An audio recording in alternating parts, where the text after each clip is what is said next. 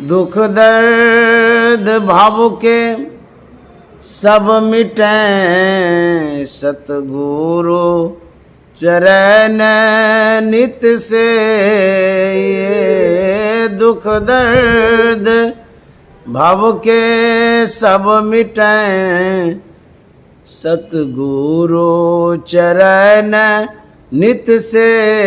ये गुरु भक्ति बिन कछु ना बने, मैं ही सकल संतन कही। गुरु भक्ति बिन कछु ना बने।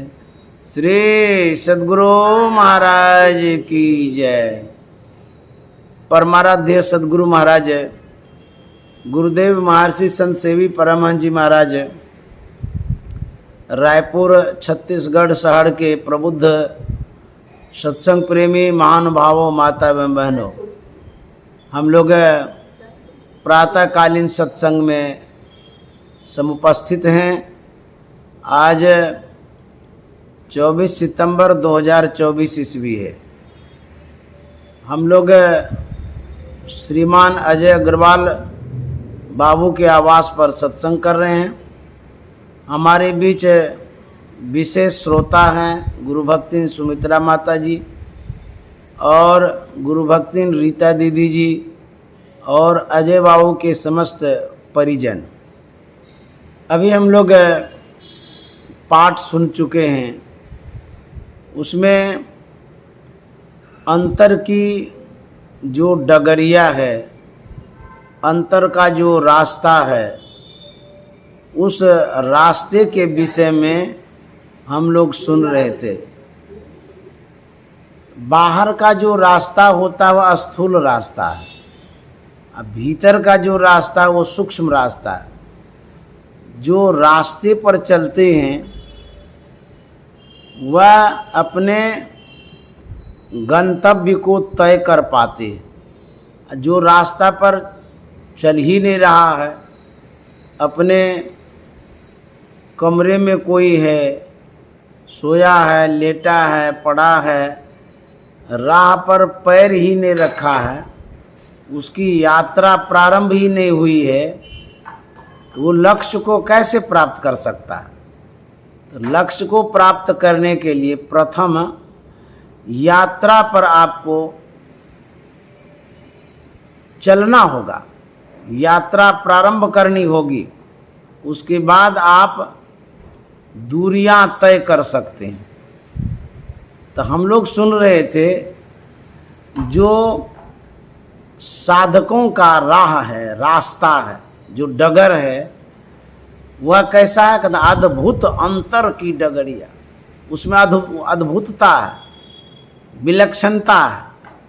कहते हैं जा पर चलकर प्रभु मिलते। यदि उस रास्ते पर चलते हैं तो परम प्रभु परमात्मा की प्राप्ति होगी।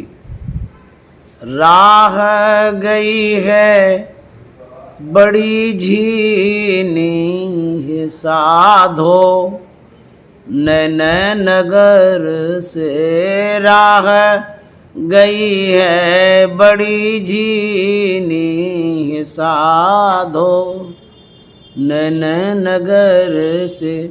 रास्ता जो है आँख होकर के निकला है, गया है। रास्ता कैसा है? कहते हैं राह गई है बड़ी झीनी, वह रास्ता जो है बड़ा महीन है। छुरस्य धारा निशिता दुरतया, छुरे के धार के समान वह रास्ता महीन है। कहते हैं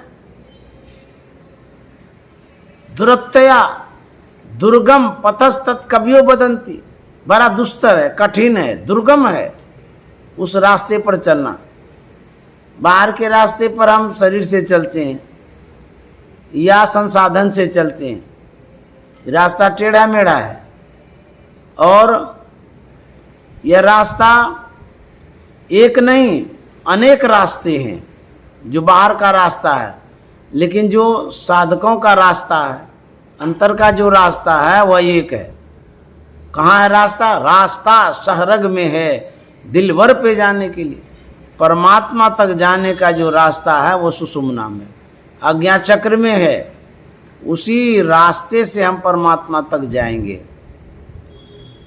संत तुलसी साहब कहते हैं रास्ता सहरग में है, सुषुम्ना में रास्ता है।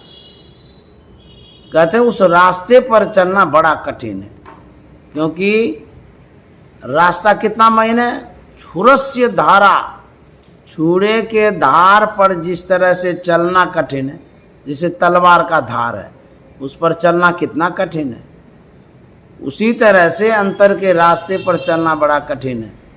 डिग मिगे तो कटी मरे, यदि हिल डोल हो गया तो बस धड़ाम से नीचे गिर जाएंगे। हमारी जो सूरत है वह सूरत सूक्ष्म मार्ग पर चलती है। उस सूरत में यदि कामना, कल्पना, संकल्प और हिल डोल हो जाए, कहते हैं आसमां से तुरंत जमीन पर आ जाती है।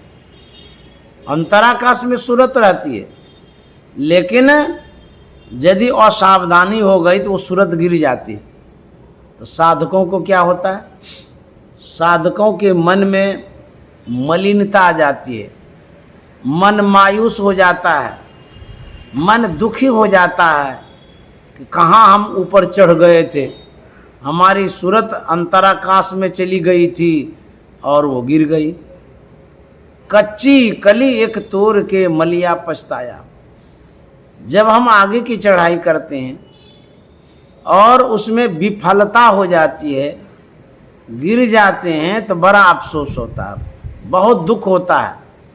इसलिए इस सूरत को चढ़ाने के लिए निरंतर अभ्यास की आवश्यकता है, बराबर, तब जाकर के यह सूरत अंतर में प्रवेश करेगी। क्योंकि जो मार्ग है, जो रास्ता है, कौन चीज़ का है? बाहर में तो हम सड़क पर चलते हैं, कंकर पत्थर सीमेंट मिट्टी का रास्ता होता है, या और भी कोई चीज़ का रास्ता होता है। यदि छत पर चढ़ते हैं तो सीमेंट का जो रास्ता है, जो सीढ़ी है, उस पर से आप ऊपर चढ़ते हैं। लेकिन अंतर का जो रास्ता है वो कौन चीज़ का है? ज्योति शब्द का बना राह यह। कौन चीज़ का रास्ता है? ज्योति शब्द का बना राह यह। इस रास्ते पर चलेंगे कैसे? कहते हैं धरा जाए तिल से। हम इस रास्ते पर जो चलेंगे, ज्योति और शब्द के रास्ते पर, पहले बिंदु ध्यान करना होगा।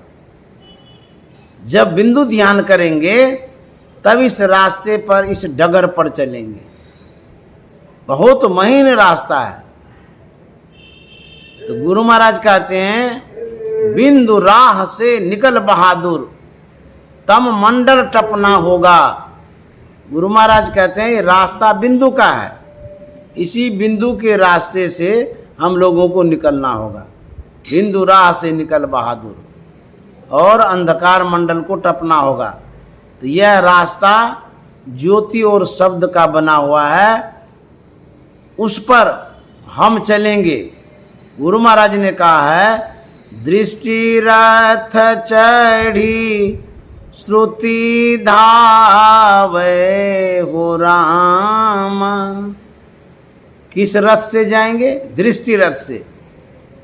जब तक दृष्टि पर सवार नहीं होंगे तब तक हमारी यात्रा प्रारंभ नहीं होगी। दृष्टि रथ है, इसी रथ पर हम लोग चढ़ करके जाएंगे।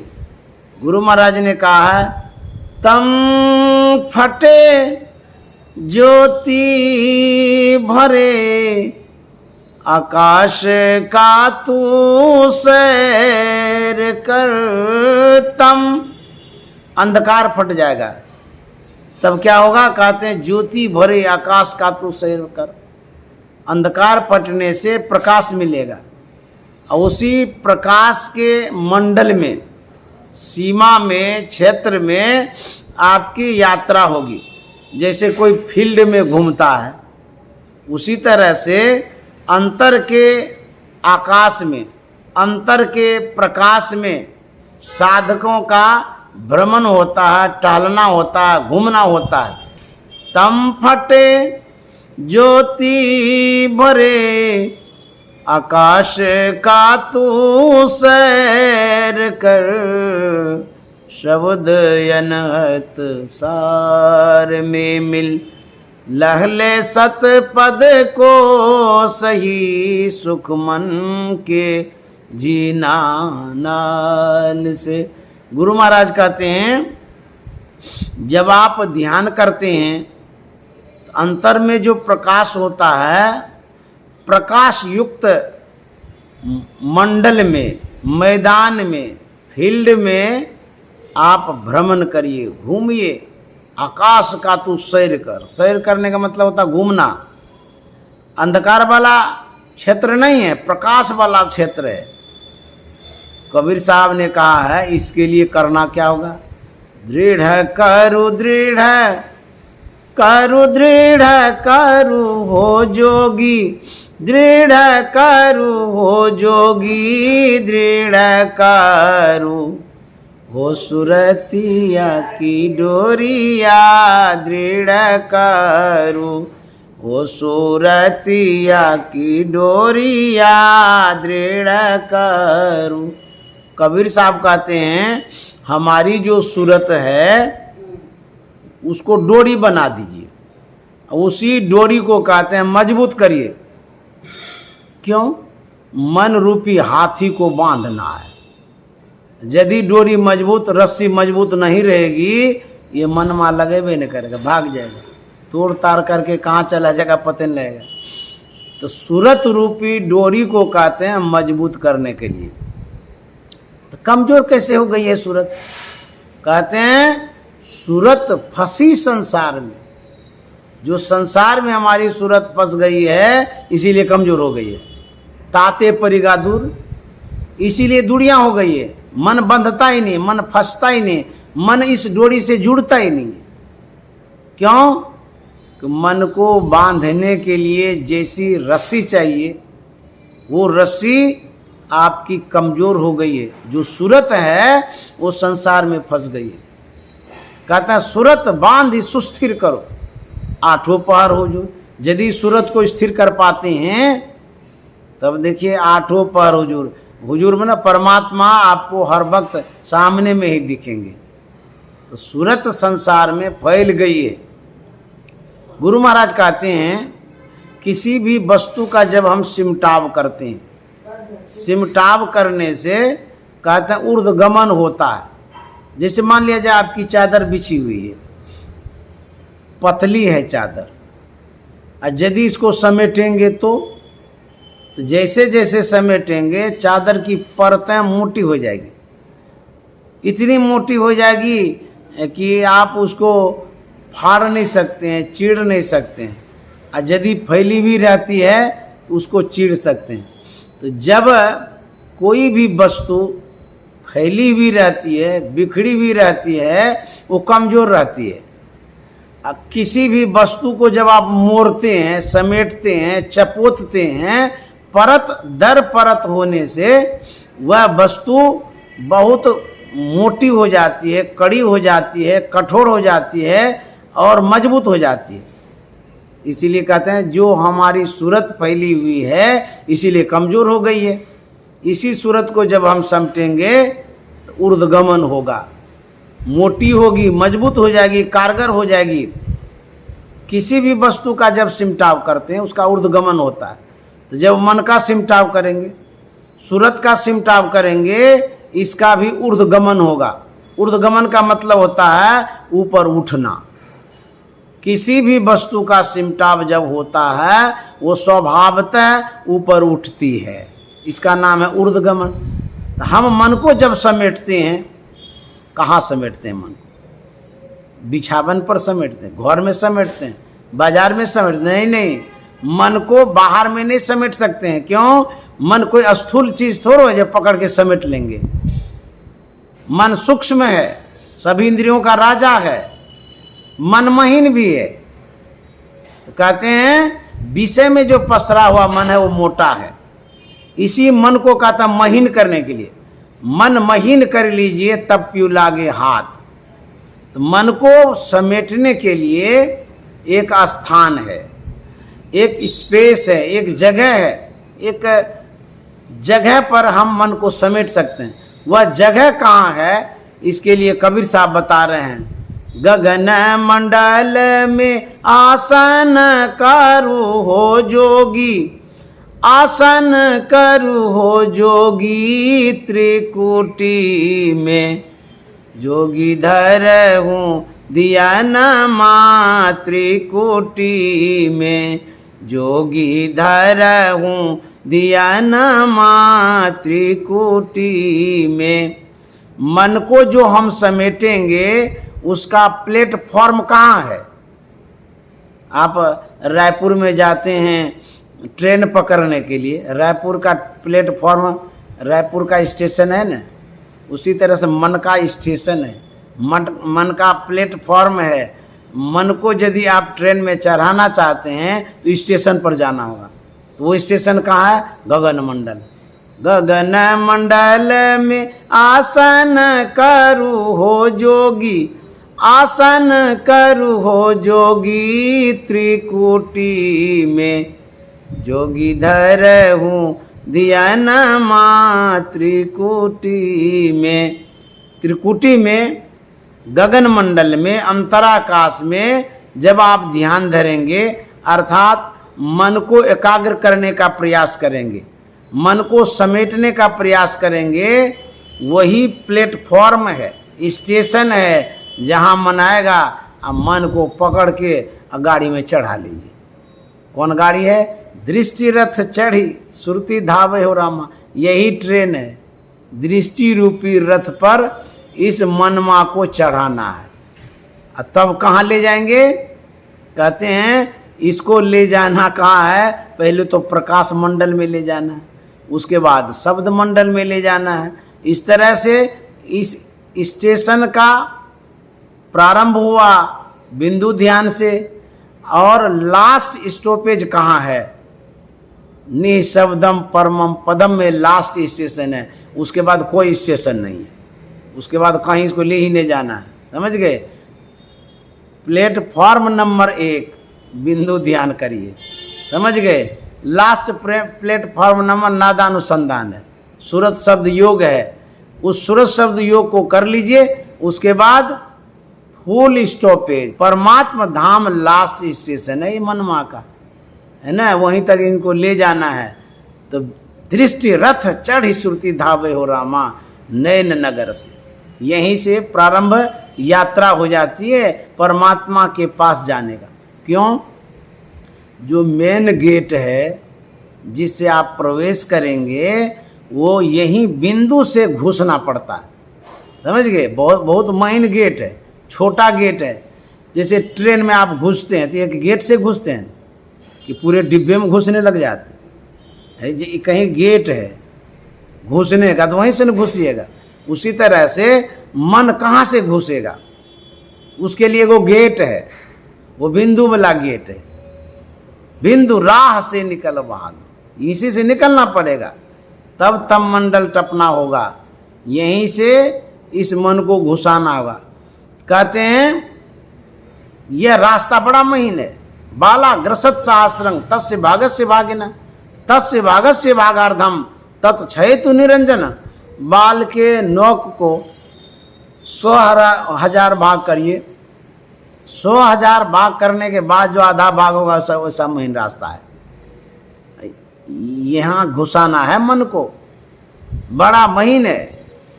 कबीर साहब कहते हैं भक्ति द्वारा साकरा राई 10 में भाव, मन ऐरावत हो रहा कैसे हो समाव। बहुत महीन रास्ता है और उसी रास्ते में मन को प्रवेश कराना, इसलिए इसको समेटने की आवश्यकता है। गगन मंडल में आसन करू हो जोगी, आसन करू हो जोगी, त्रिकुटी में जोगी धर हूँ ध्यान मा, त्रिकुटी में। यदि गगन मंडल में अपने मन को टिका सकते हैं, रुका सकते हैं, स्थिर कर सकते हैं, तब क्या होगा? ट्रेन के गेट में जब घुसते हैं, जानते हैं वहाँ लाइट जला हुआ रहता है। लाइट में आप अपने स्थान को ढूंढ लेते हैं, चुन लेते हैं। तो यदि अंतर में हम प्रवेश करेंगे तो क्या होगा? कबीर साहब कहते हैं, बिना मेघ बूंद बरसी गेले हो जोगी, बरसी गेले हो जोगी, बिनु दियना जोगी होए छे इंजोरबा, बिनु दियना। देखिए, जब आप अंतर में बैठते हैं, कहते हैं बिना मेघ बूंद बरस गेले हो जोगी। बुझिए विचित्रता कितनी है। कोई बादल लगा हुआ नहीं है, कोई वर्षा नहीं हो रही है, लेकिन बिना मेघ बूंद बरस गेले हो जोगी। कौन सा बूंद है, कौन सा पानी है? कहते हैं अंतर में जो बूंद है वो प्रकाश का है, यही झड़झड़ झड़झड़ झड़ते रहता है। समझ गए? छट छट छट छट बिजली छटके भोर का तार दिखाता है, चंदा उगत उदय हो रवि धूर शब्द मिल जाता है। संत महात्मा प्रकाश के विषय में कहते हैं इसी की वर्षा होती, अर्थात हम प्रकाश में चले गए। बिना मेघ बूंद बरस गेले हो जोगी।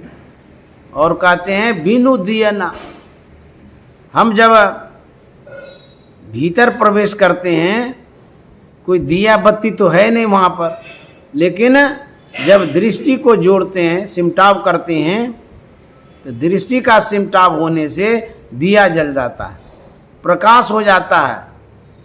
अपने घट दियना बारू रे, अपने घट दियना बारू रे। देखिए कैसे दिया है, नाम का तेल सूरत की बाती और ब्रह्म यज्ञ उद्गारू रे। दिया जो है शरीर में बड़ा विचित्र है। कहता नाम का तेल, उस दिया में नाम रूपी तेल दीजिए। और सूरत जो है, जिसको ख्याल कहते हैं, सूरत को बत्ती बना दीजिए।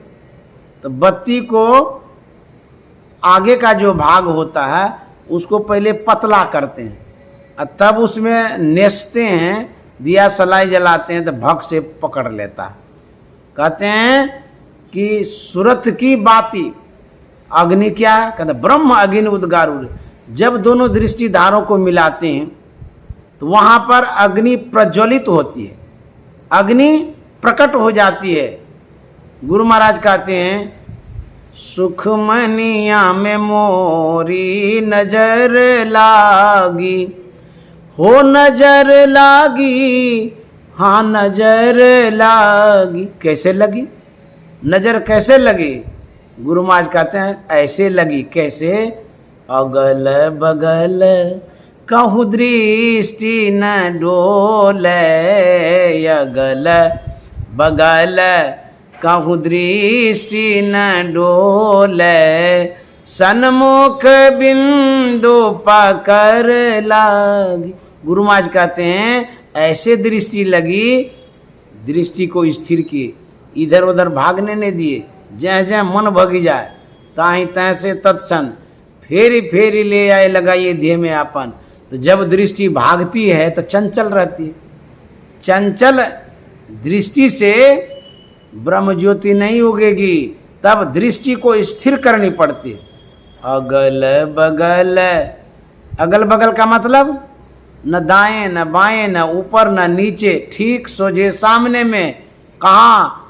जो संकेत आपको समझाया गया है, ये खोल के बताने का नहीं है। हमारा जो मानस पटल है, अंतराकाश, अंधकार का पट, उसी अंधकार के पट में जो देखने का संकेत सदगुरु ने बतलाया है, वहां जब दृष्टि को स्थिर करेंगे,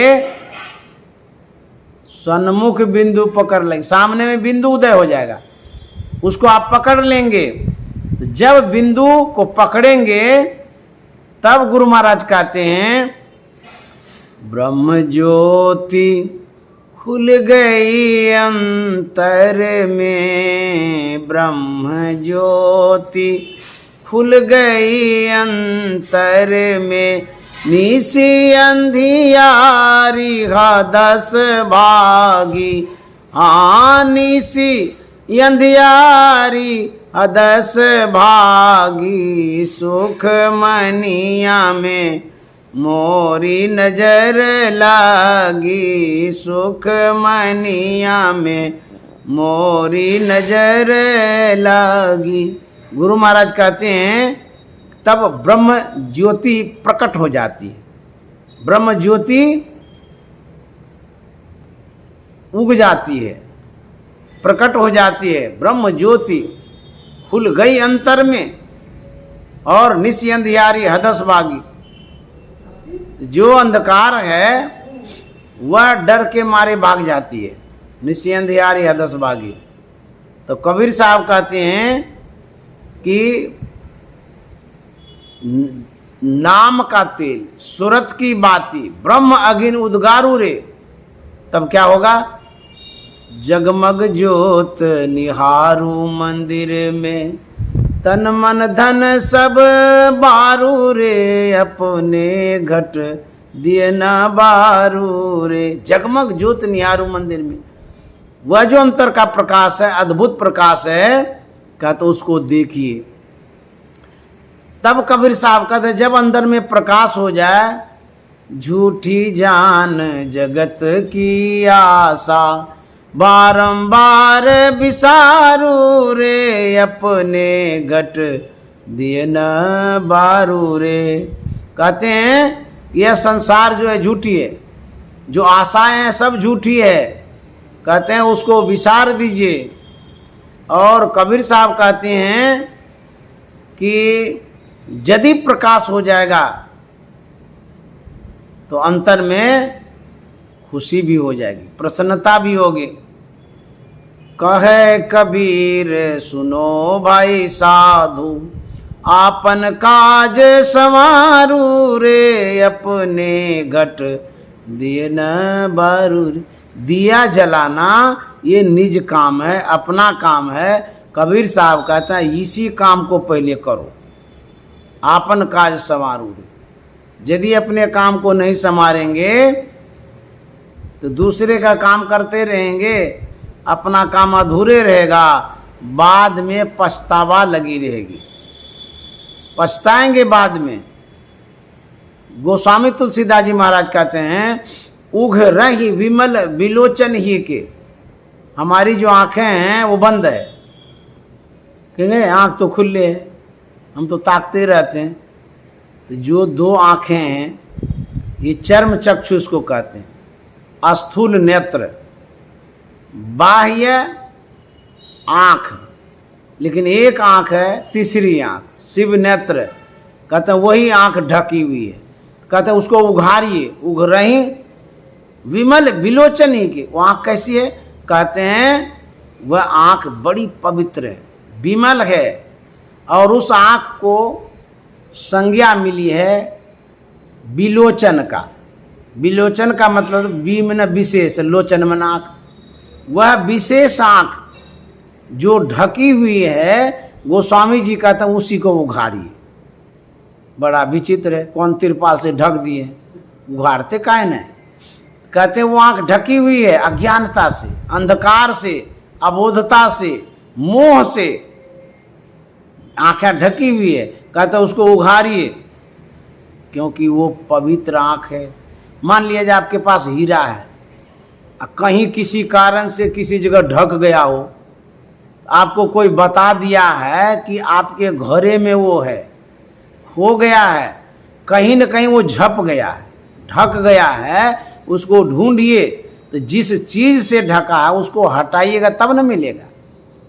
उसी तरह से हमारी जो आंखें हैं वो ढक गई है। तो कौन चीज से ढकी है? गुरु महाराज कहते हैं घट तम प्रकाश व शब्द पटत्र। सबसे पहला जो पर्दा है अंधकार का है, यही आवरण है। इसको अज्ञानता भी कहते हैं, इसको मोह भी कहते हैं।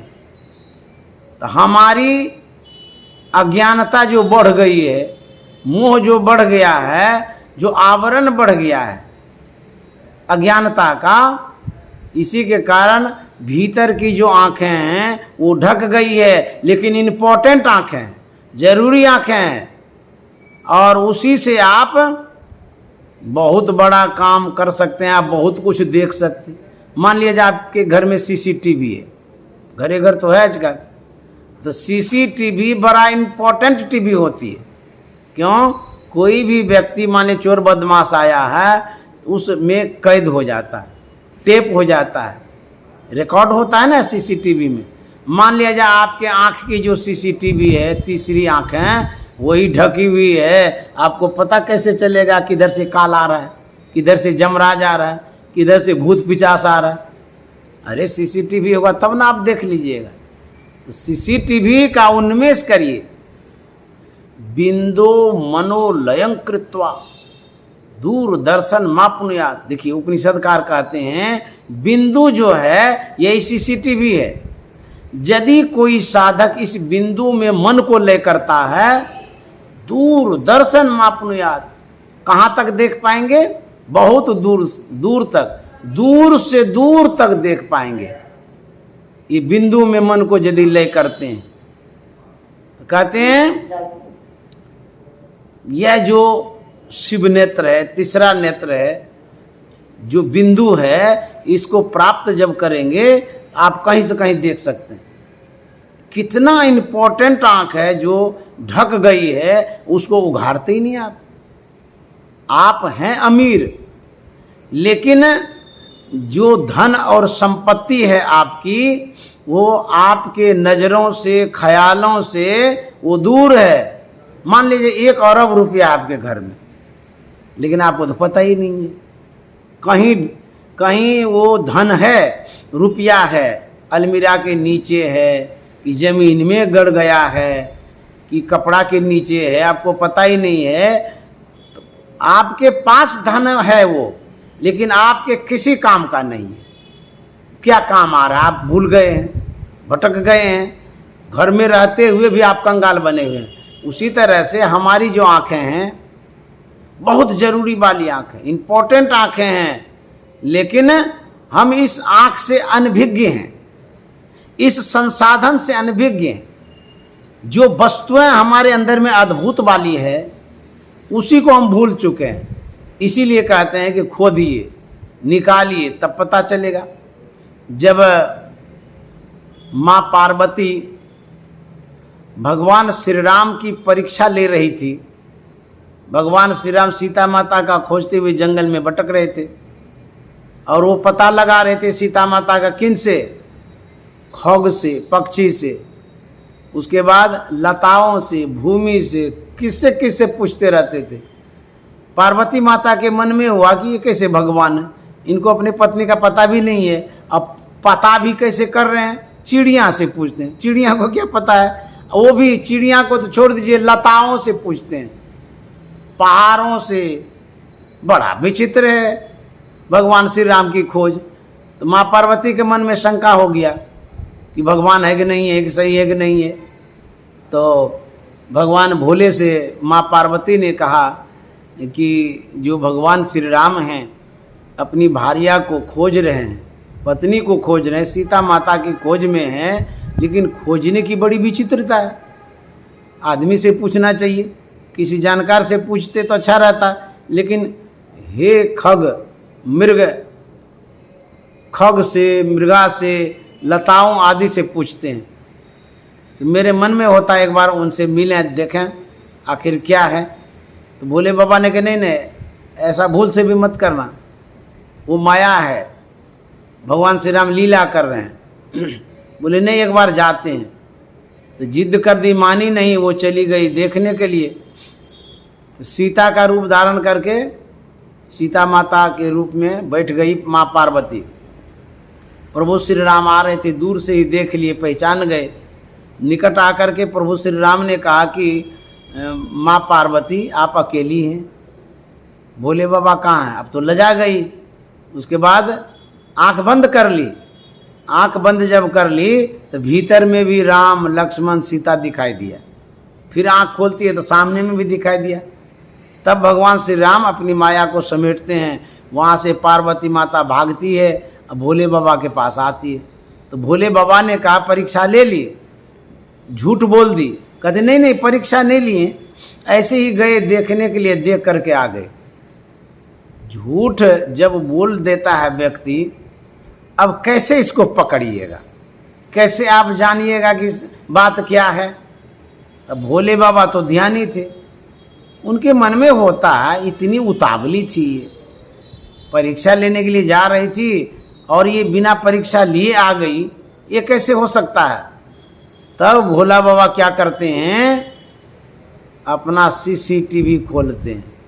हम समझे, जब शिव तीसर नयन उघारा, तब क्या होता है, जैसे अंतर के आँखों से भोले बाबा देखने लगे उस टीवी में, तो साक्षात दिखाई दिया।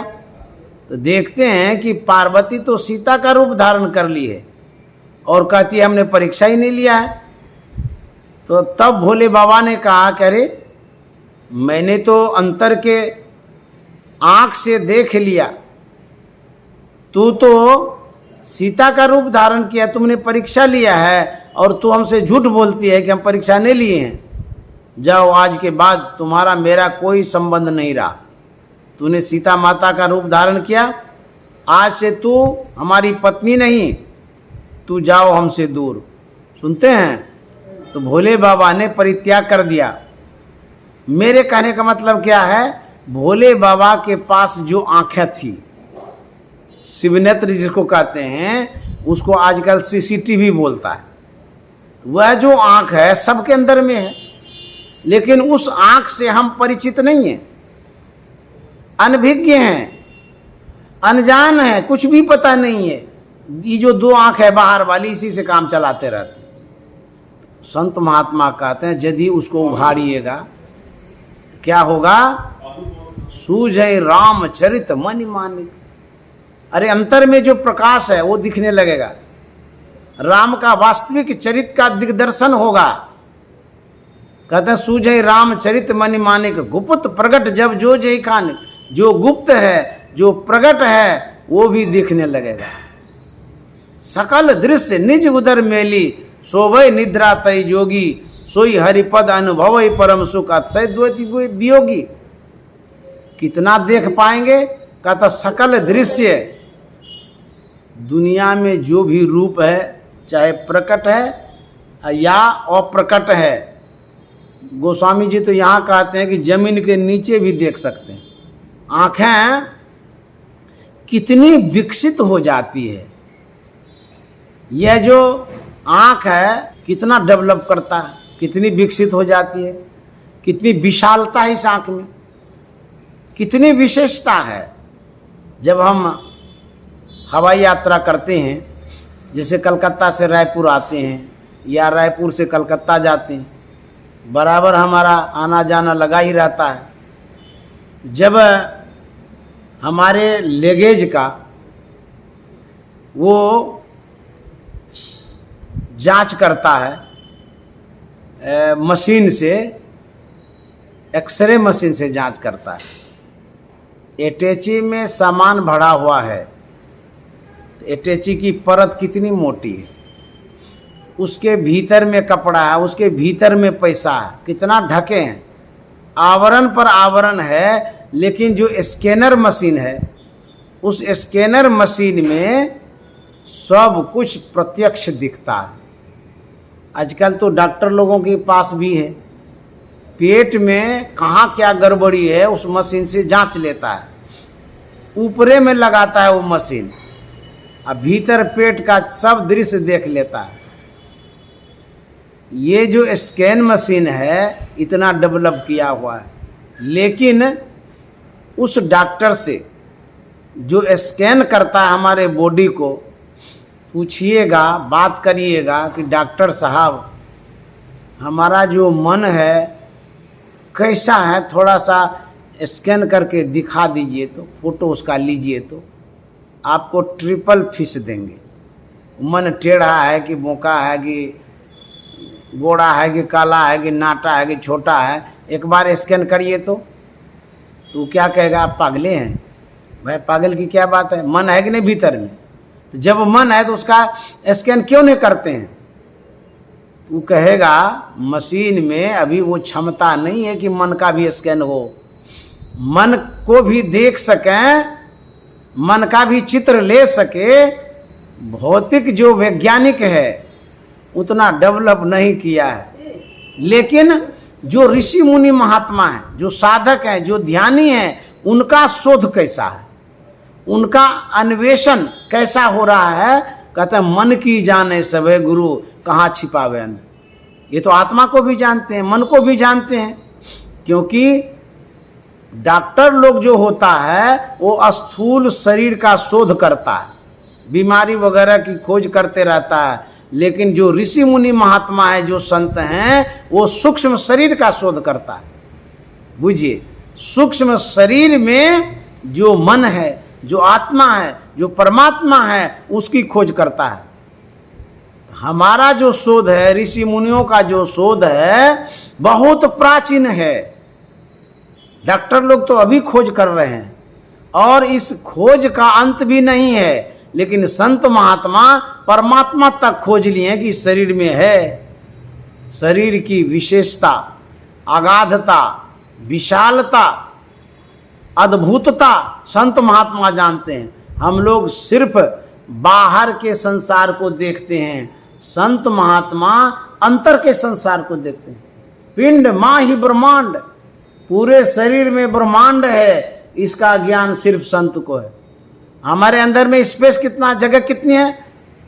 कहते हैं लख लख आकाशा लख लख पताला, सुन्नी सुन्न सुन्न के पारा, अगुन सगुन नहीं दोई, दादू जाने न कोई। किसी को पता ही नहीं चलता है इस शरीर में जगह कितनी है, स्पेस कितना है, लेकिन साधु महात्मा जो ध्यान करते हैं, शोध करते हैं, उनको पता होता है। वो जान पाते हैं कि इस शरीर में जगह कितनी है। इसी की खोज के लिए हम लोग ध्यान करते हैं, हम लोग आँख का अन्वेषण करते हैं। यदि आपकी आँखें विकसित हो जाती है तब तो जाकर के इस शरीर में जो ब्रह्मांड है उसका आप दिग्दर्शन कर सकते हैं। एक बिंदुता दूरबीन हो, दूरबीन क्या करे, एक बिंदुता दूरबीन। जो एक बिंदुता रूपी दूरबीन है, उस दूरबीन को प्राप्त करने का प्रयास करें। यही आप लोगों के सेवा में मैंने निवेदन रखा, किया, प्रस्तुत किया। और आप लोग पुराने सत्संग प्रेमी हैं, साधना करते ही हैं। गुरु महाराज की कृपा हो कि वह अंतर की जो दृष्टि है वो प्राप्त हो, साधना में आप सक्रिय हों, आगे बढ़ें, यह शुभकामना करते हैं। श्री सद्गुरु महाराज की जय।